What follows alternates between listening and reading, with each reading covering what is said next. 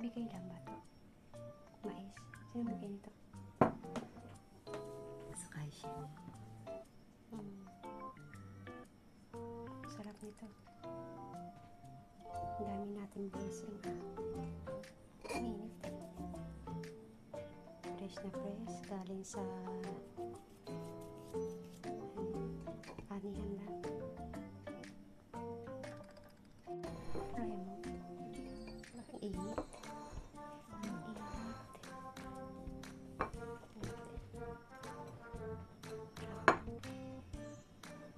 Usok-usok pa yun.